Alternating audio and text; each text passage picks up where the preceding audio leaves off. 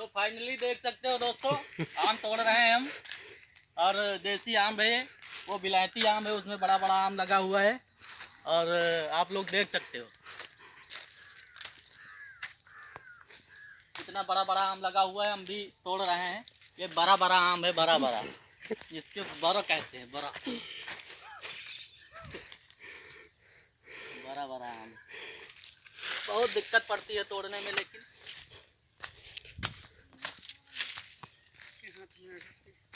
फटके हाथ में आ जाती है भाई।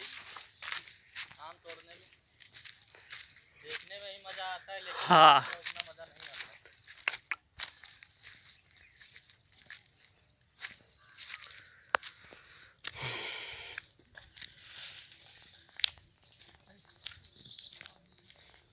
तो फाइनली आप लोग देख सकते हो, ये बड़े बड़े आम तोड़ रहे हैं।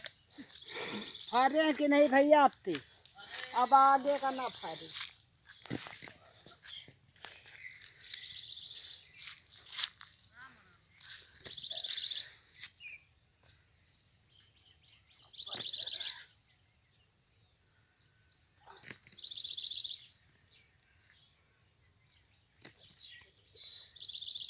नीचे नीचे तोड़ ले भैया सब।